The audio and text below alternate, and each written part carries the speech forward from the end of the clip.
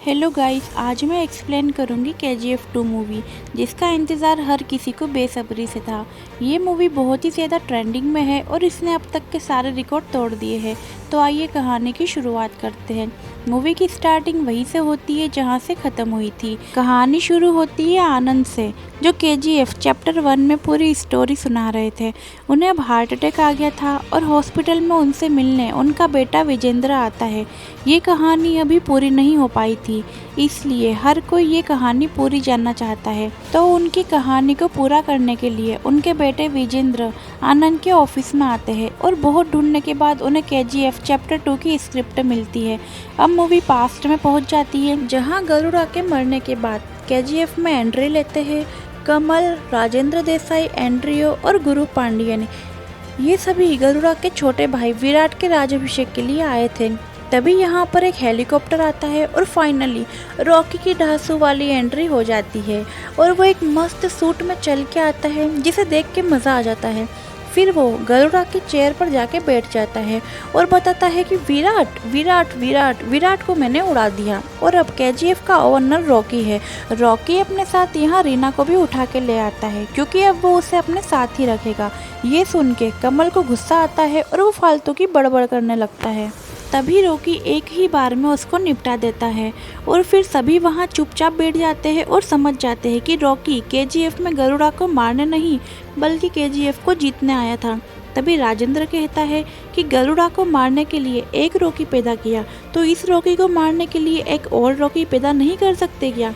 तभी अपना रॉकी कहता है, मेरे बाप से ही नहीं हुआ तो मेरे बाप की कसम किसी से नहीं होगा। One and only one piece कह के स्टाइल में वहाँ से चला जाता है।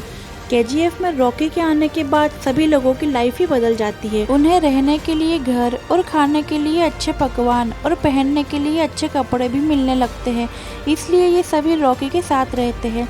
रॉकी अपने हेलीकॉप्टर में जब रीना को साथ लाता है तब सभी लोग बहुत खुश होते हैं। घर आके रीना बहुत गुस्से में होती है, क्योंकि वो उसे यहाँ ले आता है और गुस्से में रॉकी को मारने लगती है, लेकिन एक भी गोली रॉकी को नहीं लगती। तभी रॉकी कहता है कि अपन के यहाँ जब पहली बार लड़की घर आती है तो दिया जलाते हैं, तू तो दिवाली मना रही है। फिर कहता है गुस्सा ख़त्म होने के बाद जूस पी लेना, बोल के चला जाता है। अगले सीन में रॉकी गरुड़ा के खास सिपाही वनराम के पास में आता है, जिसे उसने बांध के रखा था। अब रॉकी कहता है कि जब मैं मेंटेनेंस रूम में नक्शा देखने गया था तो एक चीज़ मेरी नज़र में आई। पहले समझ नहीं आया, पर अब सब कुछ समझ आ गया कि इस माइन को सेक्टर 3/9 क्यों कहते हो। वनराम ये सब सुन के शॉक हो जाता है और कहता है कि ये बात किसी को मालूम नहीं है, क्योंकि सूर्यवर्धन चाहता था कि ये साम्राज्य हजारों साल चले, इसलिए उसने बाकी के 8 माइंस को गुप्त में रखा था ताकि किसी की भी बुरी नज़र KGF पर ना पड़े। अब रॉकी वनराम को अपने साथ काम करने के लिए ऑफर करता है और वनराम मान जाता है। रॉकी उन सभी माइंस को भी ओपन करवा देता है और फिर जब 8 नए माइंस ओपन होते हैं तो लोग काफ़ी ज़्यादा खतरा होने के डर से अंदर नहीं जा रहे थे, और तभी वहाँ रॉकी आता है और खुद ही काम करने अकेले चला जाता है। ये देख के सारे लोग मोटिवेट होते हैं और बड़ों से लगा के बच्चे तक वहाँ काम करने लगते हैं। अब सभी बच्चे रॉकी रॉकी करते रहते हैं, इसलिए रीना चिढ़ जाती है और कहती है कि क्या सारा दिन रॉकी रॉकी लगा के रखा है। तब सभी बच्चे रीना को KGF घुमाते हैं और रॉकी की सच्चाई बताते हैं कि रॉकी ने कैसे सभी को जिंदगी दी है और वो वहाँ काम करने वाली माँ और सभी लड़कियों की भी इज्जत करते हैं। ये सारी बातें जानने के बाद रीना की आंखों में आंसू आते हैं और इधर वनराम सभी को शूट करना सिखाता है। दूसरी तरफ राजेंद्र और एंड्रियो दोनों रॉकी की तरक्की से परेशान हो जाते हैं और उसे ख़त्म करने का प्लान बनाते हैं। ये सभी जानते हैं कि ये काम रमिका सेन ही कर सकती है, क्योंकि वो एक बहुत ही पावरफुल PM है। तभी हमें KGF का सीन दिखाते हैं, जहाँ पर रॉकी अपने वेयर हाउस में सोना देख के अपने लोगों से कहता है कि इतना सोना काफ़ी नहीं है और काम करो। और तभी वहाँ ऊपर से सोने का बॉक्स गिरता है, जिसमें तलवार नीचे गिरती है जो अधीरा की थी। उसे देख के वहाँ जितने भी लोग काम कर रहे थे सभी बहुत डर जाते हैं। वनराम कहता है अधीरा वो शख्स है जिसकी हिम्मत और तलवार की धार से सूर्यवर्धन ने यह साम्राज्य बनाई थी। वनराम कहता है कि अगर वो होता तो तुम्हें KGF में कदम भी नहीं रखने देता। अब हमें इस फिल्म के मोस्ट डेंजरस विलन अधीरा को दिखाते हैं, जो गरुड़ा के अटैक के बाद भी जिंदा था और वो अभी तक छुप के गरुड़ा के मरने का इंतज़ार कर रहा था। अब अधीरा अपने आदमियों को इकट्ठा करता है और केजीएफ के आउटपोस्ट 1 वाली ब्रिज पर अटैक कर देता है, जिसमें रॉकी के बहुत सारे सैनिक मारे जाते हैं। फिर अधीरा रॉकी के एक आदमी को जिंदा छोड़ देता है और बोलता है कि कह देना अपने भगवान से कि अधीरा आ रहा है अपना केजीएफ और अपनी तलवार वापस लेने। फिर केजीएफ में ये बात पता चलती है कि अधीरा अभी तक जिंदा है, तो सारे लोग कांपने लगते हैं क्योंकि अधीरा गरुड़ा से भी ताकतवर और खतरनाक था। अभी तक उसने बहुत को मार दिया था। नेक्स्ट सीन में हम राजेंद्र और एंड्रियो को आपस में बातें करते हुए देखते हैं, जहां एंड्रियो राजेंद्र से कहता है कि हमें रॉकी को मारने के लिए उसे नाराजी से बाहर लाना होगा। राजेंद्र कहता है कि ये होगा कैसे। तभी एंड्रियो कहता है कि जब रीना को ये खबर मिलेगी कि उसके बाप की मौत हो गई तो वो भागते भागते आएगी और उसके पीछे रॉकी ज़रूर आएगा। ये बोल के वो राजेंद्र को मार देता है। तभी हमें पता चलता है कि एंड्रियो ने अधीरा से हाथ मिला लिया था। राजेंद्र की मरने की खबर सुन के रीना केजीएफ से बाहर आ जाती है और रॉकी भी उसके पीछे उसकी कार लेके आ जाता है। फिर रास्ते में लोग रीना को किडनैप कर लेते हैं और रॉकी एक एक करके सभी को बहुत बेहतरीन तरीके से मारता है, लेकिन अधीरा जो ऊपर खड़ा था वो धोखे से रॉकी पर शूट कर देता है, इसलिए रॉकी वहीं गिर जाता है। रीना ये देख के रोने लगती है। अधीरा रॉकी को यहाँ पूरा नहीं मारता, छोड़ देता है, क्योंकि वो केजीएफ के लोगों के मन में डर जगाना चाहता था और रॉकी के लिए जो विश्वास था उसे तोड़ना चाहता था। वो चाहता था जब सभी लोग रॉकी को ऐसा देखेंगे तो सब पूरी तरह से टूट जाएंगे। रॉकी को अब घायल हालत में ले जाया जाता है और उसे इस हालत में देख के सब सच में भी बुरी तरह से टूट जाते हैं और अधीरा से लोग डरने भी लगते हैं। दूसरी तरफ मुंबई में जो लोग रॉकी से नफरत करते थे वो लोग रॉकी के सपोर्टर को जान से मरवा देते हैं और कोई भी केजीएफ से अंदर बाहर निकलता है तो अधीरा उन सभी को जान से मार के वापस भेज देता है। सभी लोग अब बहुत डर जाते हैं। फिर शेट्टी रॉकी को कॉल करता है और उससे बदतमीजी से बात करता है। साथ ही वो रीना के बारे में भी बहुत उल्टा सीधा कह रहा था। अब रॉकी बहुत ज़्यादा गुस्से में आ जाता है तो वो अपने चाचा को कॉल करता है जो मुंबई में रहते थे। उनसे वो आखिरी बार उसके लिए काम करने को कहता है। अगले दिन वो हेलीकॉप्टर बुलवाता है और बहुत सारा सोना लेके वो दुबई चला जाता है। केजीएफ में रह रहे लोगों को यही लग रहा था कि रॉकी अधीरा से डर के चला गया है, पर रियल में रॉकी इनायत खली से मिलने के लिए दुबई जाता है। बीच पर इनायत खली के आदमी अब रॉकी को लेने आते हैं। फिर रॉकी खली से मिलता है और उसे बिजनेस ऑफर करता है। इधर इनायत उसे मना कर देता है क्योंकि रॉकी खुद सही कंडीशन में नहीं था। उसके पीछे अधीरा और शेट्टी दोनों थे जो उसके खून के प्यासे थे। तभी रॉकी एक गन चेक करने लगता है। तभी इनायत के पास मुंबई से कॉल आता है कि रॉकी ने दुबई में बैठे बैठे अपने चाचा की मदद से खली के सारे आदमियों को मरवा दिया है। साथ ही यहाँ जितने भी गार्ड्स थे रॉकी ने उन सभी को भी खरीद लिया था। रॉकी अपने दिमाग से खलील को अपने साथ बिजनेस करने के लिए मजबूर कर देता है। अब रॉकी फिर केजीएफ की तरफ जाता है और वनराम को सोने से भरे ट्रकों को बाहर निकालने को कहता है। ट्रक के बाहर आते ही अधीरा उन पर अटैक कर देता है। अब रॉकी बड़े ही एक्शन के साथ ट्रक से बाहर निकलता है और उसके साथ साथ सभी ट्रकों में सोने की जगह रॉकी के ही आदमी होते हैं।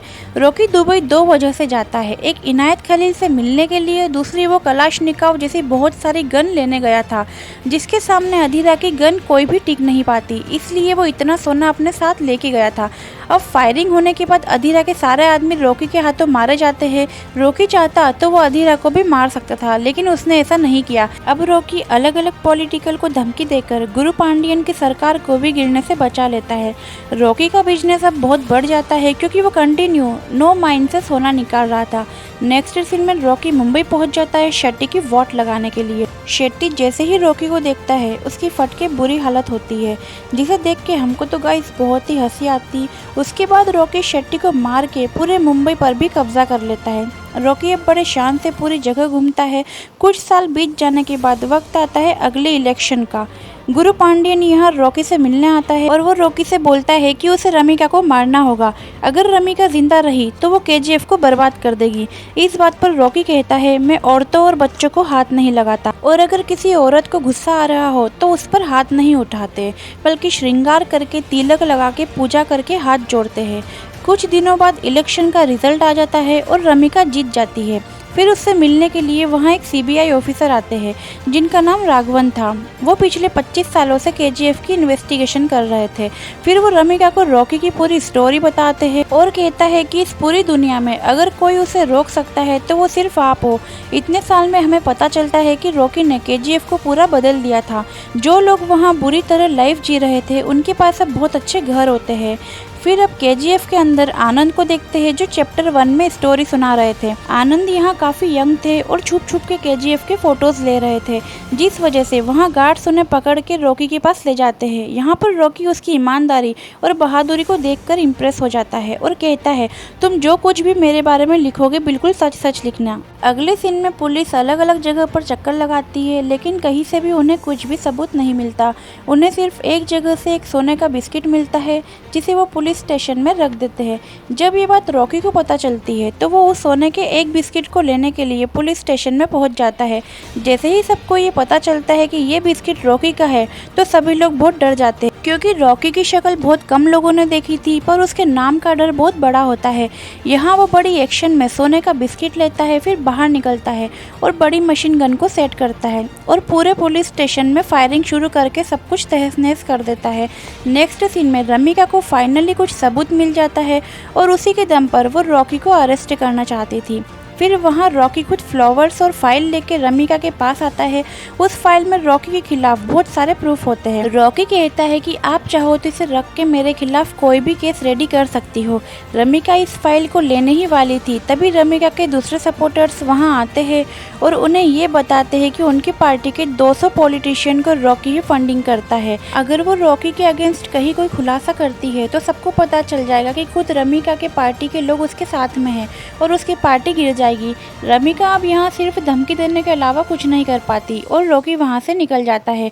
उसके बाद वो जाके सभी सोने की डिलीवरी को रोक देता है। ये बात जब खलील को पता चलती है तो उसे बहुत गुस्सा आता है, क्योंकि रॉकी अपनी मनमानी कर रहा था और अब खलील भी अधीरा के सपोर्ट में था। अब अधीरा को बताते हैं, जो अभी भी नहीं सुधरा था।